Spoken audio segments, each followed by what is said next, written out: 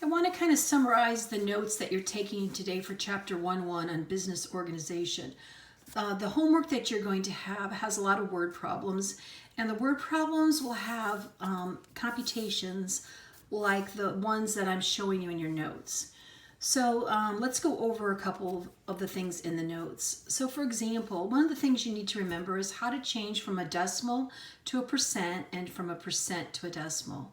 So when you're going from a decimal, for example, 0.36, and you want to change it to a percent, you have to multiply by 100. So, or you can move the decimal 2 places to the right. So 0.36 as a decimal is the same as 36%. Now, when you want to go from a percent to the decimal, you do the opposite. So instead of multiplying by 100, you're going to divide by 100. So if you're given 75%, you're going to take the 75, divide it by 100, and you get 0.75. And it's important if you have something like this, like 37.5%, if you divide that by 100 or move the decimal 2 places to the left, you get 0.37, and that 5 is important. Don't round it off unless they tell you to round it. You want to have all 3 digits to the thousandth digit. Okay, you're also going to see a lot of problems like the next one. This is Michelle is a part of a partnership, and her share of the partnership is $15,000.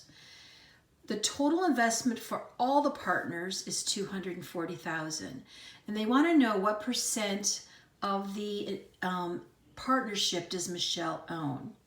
So you're going to take the part and divide it by the whole, and then times it by 100 to find the percent. So if Michelle has $15,000 out of the $240,000, you would just make a fraction. 15,000 divided by 240, because this is Michelle's part, this is the total amount. When you divide that, you get 0.0625, and then you're going to times it by 100 to change the decimal to a percent. So Michelle's part of or her percent of the company would be 6.25%. Okay, so this is an important fraction that you're going to be using a lot here. Part over the total or the whole, and then times it by 100 for the percent. Okay, here's another example. Kyle has $20,000. That's his part of the business.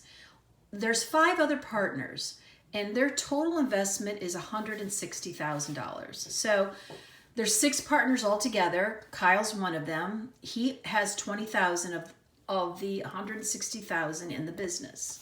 So let me flip my page over here in the notes.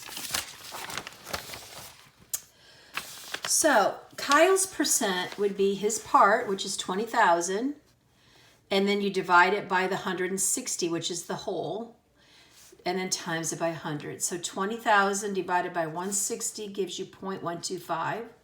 You times it by 100. Kyle's percent would be 12.5% of the business. And the question is, the other partners own what percent? So the whole business would be 100%. That's the total. So you would subtract Kyle's part, and then you would get the other partners own 87.5%. Now, if there's 5 other partners, then you would divide this by 5, and then that would tell you what each of the other 5 partners own, if they owned an equal share. Okay, another type of question would be like this. The TMG Corporation has a total investment of 650,000 shares of stock. Mike owns 12% of the shares. So how many shares does Mike own? Okay, so we know a couple things. We know that there's 650,000 shares altogether, and we know that Mike owns 12%. So we're going to set up a proportion for these kind of problems. And if you remember, the proportion formula is you have the part, which is Mike's share, over the total, which is the total number of shares, and that equals the percent over 100. The proportion formula, we did this back in Algebra 1. So you know 3 of the things. It's the 4th one you don't know. So 100 always goes with the fraction part. Okay, you always put 100 here. we know the percent, so the percent always goes over 100.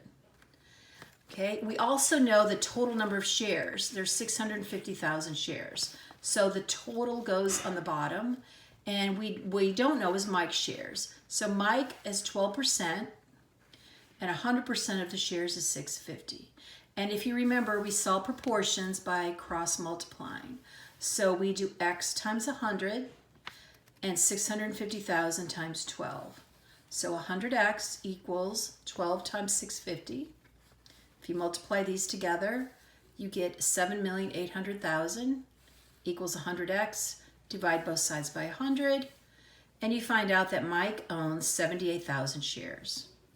And you can check your work by plugging this in. If you did 78,000 divided by 650, you would get 12%. Okay? Now, the last thing is you're going to have a lot of problems like this, and they will definitely be on the test. And these are ratios. Let me move my paper. Just give me a minute here. Let me move the paper.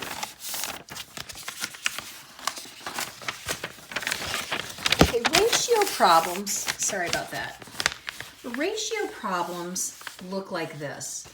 You have three partners that invested $900,000 in a business, and their investment ratio is 2 to 3 to 5. So you know it's a ratio because you have these little dots. And the question is, how much did each person invest? So X is always going to be the amount of one part, and you got to figure out how many parts there are all together.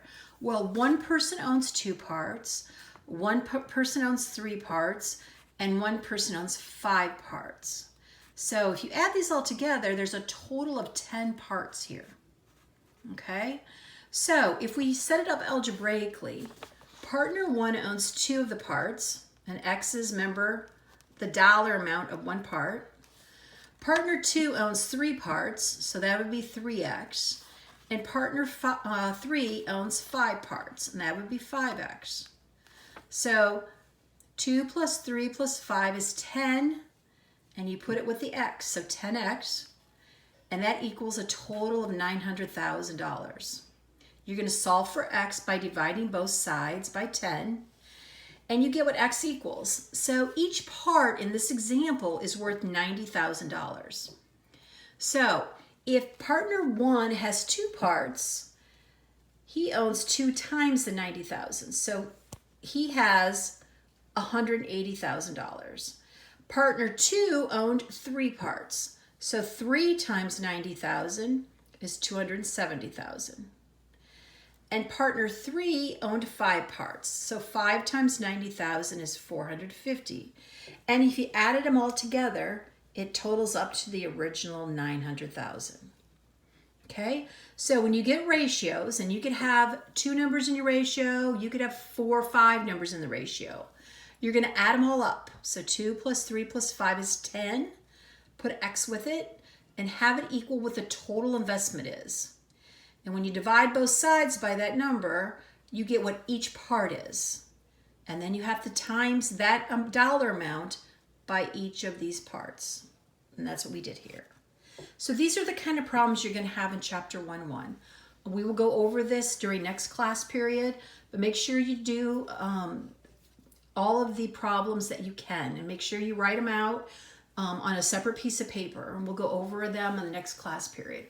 I'm also including a cartoon video on the stock market that I want you to watch. Now, this is an old video, goes back to like the late 1950s, early 60s, but it's probably one of the best explanations of the stock market and how the stock market and stocks and shares work that I've seen. So I like to show it every year. So make sure you watch that, because I think it'll give you a good idea on why businesses raise capital, and how, and the share process, and how the shares are sold on the stock exchange. All right, see you next class.